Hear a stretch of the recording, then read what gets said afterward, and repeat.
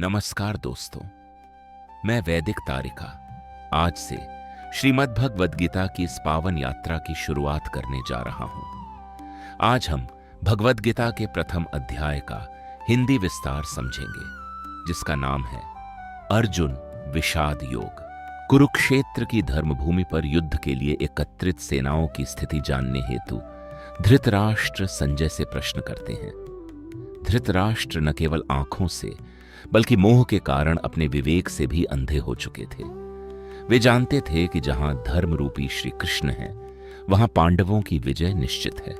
उनका यह प्रश्न उनकी गहरी मानसिक व्याकुलता और हार के उस भय को दर्शाता है जो अधर्म के मार्ग पर चलने के कारण पैदा हुआ था। संजय धृतराष्ट्र को बताते हैं कि पांडवों की व्यवस्थित सैन्य रचना को देखकर राजा दुर्योधन विचलित हो उठा।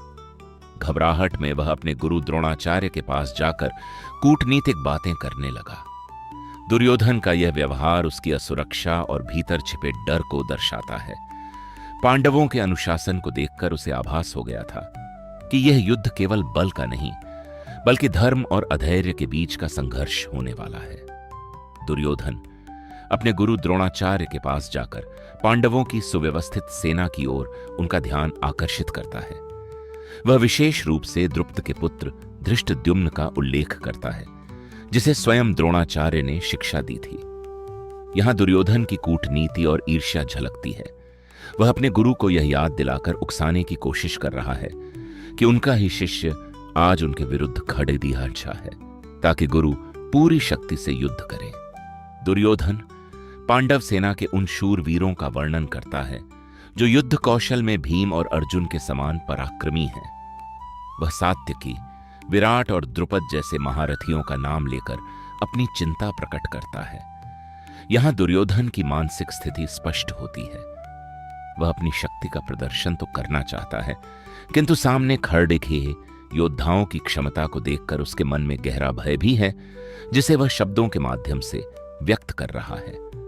दुर्योधन अपनी बात जारी रखते हुए धृष्टकेतु, चेकितान और काशीराज जैसे अत्यंत शक्तिशाली योद्धाओं का नाम लेता है। वह कुंती भोज, पुरुजित और मनुष्यों में श्रेष्ठ शैब्य का भी उल्लेख करता है।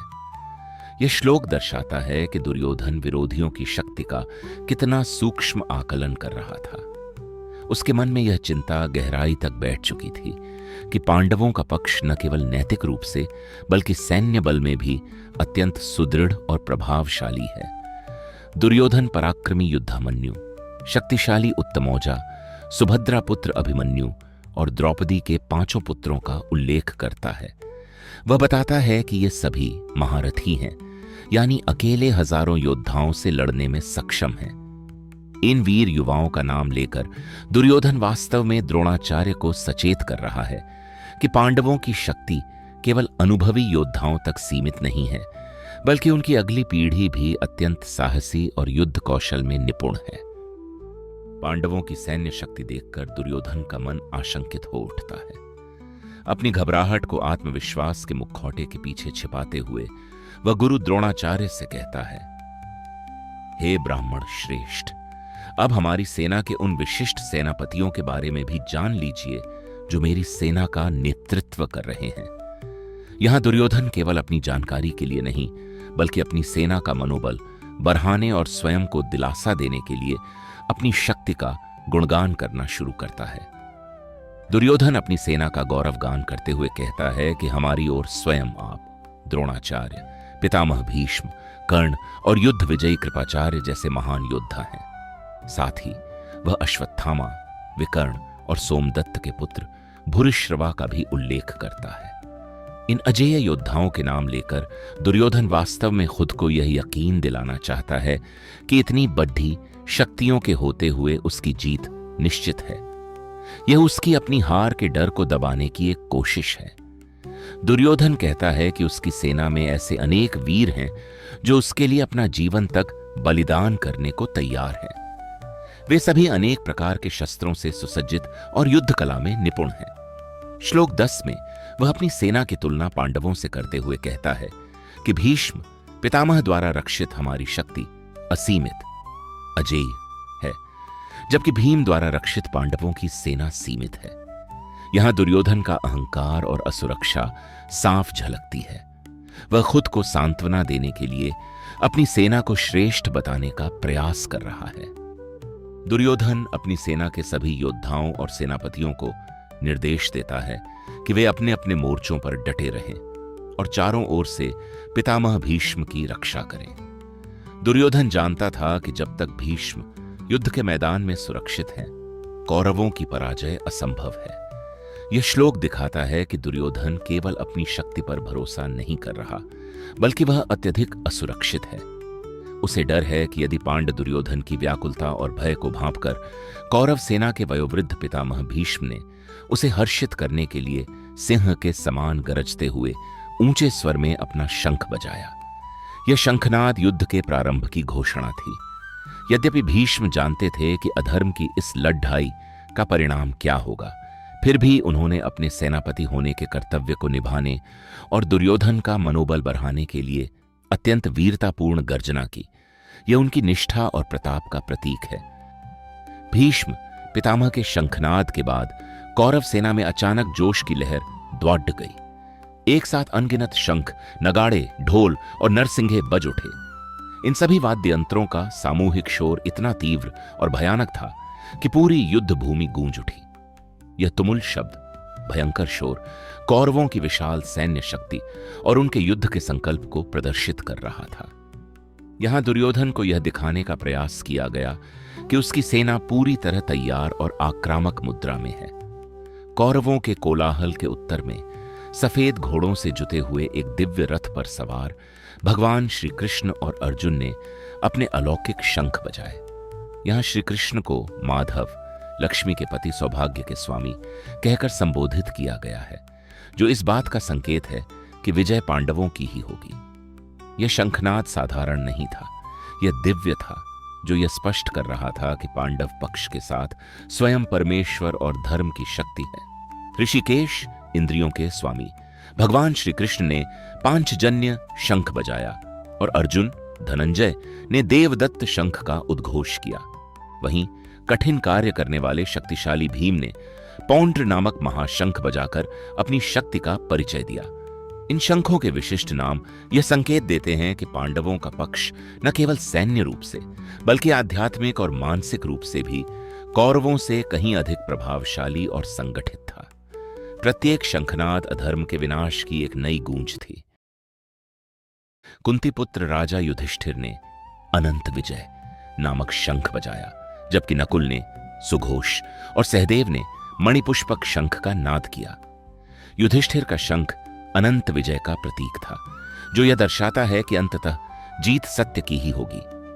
पांडवों के इन शंखों की ध्वनियाएं कौरवों के शोर से कहीं अधिक सुरीली और व्यवस्थित थीं, जो उनके मानसिक संतुलन और धर्म के प्रति उनकी अडिग निष्ठा को प्रकट करती हैं। श्रेष्ठ धनुर्धर काशीराज, महारथी शिखंडी, धृष्टद्युम्न, राजा विराट और अजेय सात्यकी ने अपने शंख बजाए। साथ ही राजा द्रुपद, द्रौपदी के 5 पुत्रों और महाबली अभिमन्यु ने भी अलग अलग शंखनाद किया। हे राजन, इन सभी शूर वीरों के शंखों की सामूहिक गूंज ने यह स्पष्ट कर दिया कि पांडवों की सहायता के लिए आर्यावर्त के सबसे वीर योद्धा एकजुट हैं। प्रत्येक योद्धा का अपना पृथक शंखनाद उनकी अद्वितीय वीरता और संकल्प की शक्ति को प्रदर्शित कर रहा था।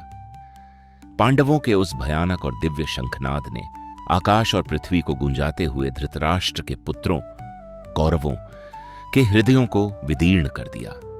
यहां हृदय विदीर्ण करने का अर्थ है कि उस ध्वनि ने कौरवों के भीतर छिपे डर को जगा दिया और उनके आत्मविश्वास को झकझोर कर रख दिया। यद्यपि कौरवों की सेना बड़ी थी, किंतु अधर्म के पक्ष में होने के कारण उनके मन दुर्बल थे। इसीलिए पांडवों की उस गर्जना ने उन्हें युद्ध शुरू होने से पहले ही मानसिक रूप से पराजित करना प्रारंभ कर दिया। हे राजन, अब युद्ध की तैयारी पूरी हो चुकी थी और शस्त्र चलने ही वाले थे। उस समय अपने रथ पर हनुमान जी का ध्वज धारण किए हुए पांडुपुत्र अर्जुन ने धृतराष्ट्र के पुत्रों को युद्ध के लिए व्यवस्थित खडिडिडुशैन देखा। शत्रुओं की विशाल सेना को देखकर अर्जुन ने अपना धनुष उठाया और भगवान श्री कृष्ण ऋषिकेश से ये वचन कहे।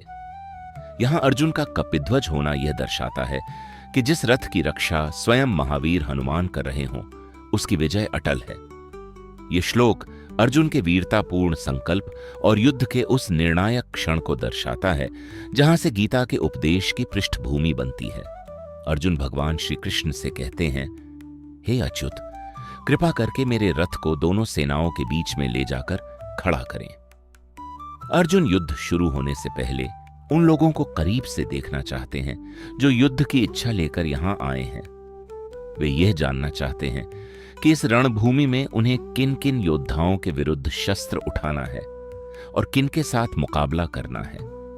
यहां श्री कृष्ण को अच्युत, जो कभी अपने स्थान या शक्ति से न डिगे, कहकर पुकारना यह दर्शाता है कि अर्जुन को भगवान की शक्ति पर पूर्ण विश्वास है और अब वे केवल उनकी आज्ञा से शत्रुओं का सूक्ष्म निरीक्षण करना चाहते हैं। अर्जुन अपनी उत्सुकता प्रकट करते हुए कहते हैं कि मैं उन योद्धाओं को निकट से देखना चाहता हूं जो दुर्बुद्धि दुर्योधन का साथ देने और उसका स्वार्थ सिद्ध करने के लिए यहां एकत्र हुए हैं। यहां दुर्बुद्धि शब्द का प्रयोग अत्यंत महत्वपूर्ण है। यह दर्शाता है कि अर्जुन पूरी तरह जानते हैं कि दुर्योधन का पक्ष अधर्म का है। अर्जुन की यह जिज्ञासा केवल शत्रुओं की संख्या गिनने के लिए नहीं थी, बल्कि वे यह देखना चाहते थे कि अधर्म की इस अग्नि में अपनी आहुति देने के लिए कौन कौन से राजा और वीर अपनी मति खोकर यहां खड़ी हो बैठाए हैं। हे भरतवंशी राजा धृतराष्ट्र, निद्रा को जीतने वाले अर्जुन गुड़ाकेश द्वारा इस प्रकार कहे जाने पर अंतर्यामी भगवान श्री कृष्ण ने दोनों सेनाओं के बीच में उस दिव्य और भव्य रथ को ले जाकर खड़ा कर दिया। यहां अर्जुन के लिए गुड़ाकेश शब्द का प्रयोग यह बताता है कि उन्होंने आलस्य और नींद को जीत लिया है। फिर भी भगवान उन्हें ऋषिकेश के रूप में यह दिखा रहे हैं कि असली नियंत्रण किसके हाथ में है। रथ को ठीक मध्य में खड़ा करना इस बात का संकेत था कि अब अर्जुन को सत्य और असत्य, अपनों और परायों के बीच का वह चुनाव करना होगा जो पूरे इतिहास को बदलने वाला था। भीष्म पितामह, गुरु द्रोणाचार्य और विश्व के समस्त राजाओं के सामने रथ को खड़ा करके भगवान श्री कृष्ण ने केवल इतना कहा, हे पार्थ, यहां एकत्रित हुए इन कुरुवंशियों को देखो। देखने में तो यह एक साधारण वाक्य था, लेकिन श्री कृष्ण ने जानबूझकर रथ को भीष्म और द्रोण जैसे पूजनीय लोगों के सामने खड़ा किया। वे चाहते थे कि अर्जुन अपने उन संबंधियों को देखें जिनसे वह प्रेम करता है, ताकि उसके भीतर का मोह बाहर आए। कुरुण यानी कुरुवंशियों शब्द का प्रयोग करके भगवान ने अर्जुन को याद दिलाया कि सामने खड़े लोग कोई अनजान शत्रु नहीं, बल्कि उसके अपने ही परिवार के सदस्य हैं। उस समय अर्जुन ने दोनों ही सेनाओं में अपने पिताओं, चाचा ताऊ, पितामहों, आचार्यों, मामाओं, भाइयों, पुत्रों, पौत्रों, मित्रों, ससुरों और शुभचिंतकों को उपस्थित देखा। जब कुंती पुत्र अर्जुन ने अपने उन सभी सगे संबंधियों को युद्ध के लिए तैयार खड़ी श्री लोहे देखा तो वह अत्यंत करुणा से भर गया और गहरे शोक में डूब गया। अर्जुन के लिए अब यह केवल युद्ध नहीं रह गया था, बल्कि एक ऐसा चौराहा बन गया था जहां जीत और हार दोनों ही उसे अपनों के विनाश की ओर ले जा रही थीं। यह मोह और ममता का वह जाल था जिसने एक महान धनुर्धर के हाथ कंपा दिए। जब कुंती पुत्र अर्जुन ने अपने उन सभी मित्रों और सगे संबंधियों को युद्ध भूमि में मरने मारने के लिए तैयार खड़ा देखा तो वह अत्यंत श्रेष्ठ करुणा से भर गया। उसका हृदय भारी हो गया और वह गहरे शोक में डूबकर भगवान श्री कृष्ण से अपने मन की व्यथा कहने लगा। यहां अर्जुन के लिए कौन्तेय, कुंती पुत्र शब्द का प्रयोग उसकी कोमल भावनाओं को दर्शाता है। वह इतना विचलित हो गया कि जिस युद्ध को वह धर्म की लड़ाई समझ रहा था, अब वही उसे अपनों का संहार लगने लगा। यह वही मोद्य है जहां से उसकी बुद्धि मोह के वश में हो जाती है और वह शस्त्र त्यागने की स्थिति में पहुंच जाता है। अर्जुन बोले, हे कृष्ण, युद्ध की इच्छा लेकर सामने खड़े इन अपने ही स्वजनों और मित्रों को देखकर मेरे अंग शिथिल हुए जा रहे हैं और मेरा मुख सूख रहा है। अर्जुन का साहस यहां जवाब दे रहा है। यह केवल मानसिक तनाव नहीं है, बल्कि उसका गहरा प्रभाव अब अर्जुन के शरीर पर दिखने लगा है। यहां अर्जुन ने स्वजन शब्द का प्रयोग किया है, जो ये बताता है कि उसकी दृष्टि में अब कोई शत्रु नहीं बचा है, बल्कि उसे सामने केवल अपना परिवार दिख रहा है। जिस योद्धा के गांडीव की टंकार से शत्रु थर्राते थे, आज अपनों के मोह में वह स्वयं भीतर से कांप रहा है। अर्जुन की स्थिति और बिगड़ जाती है। वे कहते हैं, हे कृष्ण, मेरा पूरा शरीर कांप रहा है, रोंगटे खड़े हो रहे हैं, हाथ से मेरा धनुष गांडीव गिर रहा है और मेरी त्वचा में तेज जलन हो रही है। यह श्लोक दिखाता है कि अपनों को खोने के डर से एक महान योद्धा भी मानसिक रूप से टूट सकता है। अर्जुन का साहस खत्म हो चुका है और उनका शरीर युद्ध करने से मना कर रहा है। अर्जुन की व्याकुलता अब चरम पर है। वे कहते हैं, हे केशव, अब मैं खड़ा रहने में भी असमर्थ हूं। मेरा मन भ्रमित हो रहा है और मुझे सब कुछ विपरीत, उल्टा ही दिखाई दे रहा है। अर्जुन को लगता है कि इस युद्ध से कोई लाभ नहीं होगा, बल्कि केवल अनर्थ होगा। वे इतने मानसिक दबाव में हैं कि उन्हें अपनी जीत में भी केवल विनाश ही नजर आ रहा है। अर्जुन अब युद्ध के औचित्य पर सवाल उठा रहे हैं। वे कहते हैं, हे कृष्ण, युद्ध में अपने ही स्वजनों को मारकर मुझे कोई कल्याण, भलाई दिखाई नहीं देता। मुझे न ऐसी विजय चाहिए, न राज्य और न ही सांसारिक सुख। अर्जुन का तर्क है कि यदि अपने ही लोग न रहे तो राज्य और सुख का भोग किसके साथ करेंगे। उनका मोह उन्हें कर्तव्य से विमुख कर रहा है। अर्जुन भारी मन से कहते हैं, हे गोविंद, हमें ऐसे राज्य, भोग या जीवन से क्या लाभ? जिनके लिए हम सुख और संपत्ति चाहते थे, वे ही अपने प्राण और धन की आशा त्याग कर युद्ध में खड़े हैं। यहां मेरे आचार्य, पिता, पुत्र, दादा, मामा, ससुर, साले और अन्य संबंधी मौजूद हैं। हे मधुसूदन, यदि ये मुझे मार भी दें तो भी मैं इन्हें मारना नहीं चाहता। अर्जुन को लगता है कि जिन प्रियजनों के साथ खुशियां बांटी जाती हैं, जब वे ही नहीं रहेंगे तो जीत का जश्न किसके साथ मनाएंगे? अर्जुन कहते हैं, हे जनार्दन, पृथ्वी की तो बात ही क्या, यदि मुझे तीनों लोकों का राज्य भी मिले तो भी मैं इन सबको मारना नहीं चाहता। धृतराष्ट्र के पुत्रों को मारकर हमें कौन सी प्रसन्नता मिलेगी? अर्जुन का तर्क है कि बाहरी संपत्ति या सत्ता कभी भी उस आंतरिक दुख की भरपाई नहीं कर सकती जो अपनों के खून बहाने से पैदा होगा। उनके लिए विजय अब एक पाप जैसी लग रही है। अर्जुन कहते हैं, हे माधव, इन आतताइयों, पापियों को मारकर भी हमें पाप ही लगेगा। अपने ही भाइयों और बंधुओं को मारना हमारे लिए उचित नहीं है। भला अपने ही परिजनों की हत्या करके हम कैसे सुखी हो सकते हैं? अर्जुन कहते हैं, हे जनार्दन, लोभ के कारण ये लोग, कौरव, कुल के विनाश और मित्रों से द्रोह करने का दोष नहीं देख पा रहे हैं। लेकिन हम तो इस पाप को समझते हैं, तो फिर हम इस विनाश से बचने का विचार क्यों न करें? अर्जुन का तर्क है कि सामने वाला यदि मूर्खता कर रहा है तो हमें तो समझदारी दिखाकर इस महापाप से पीछे हट जाना चाहिए।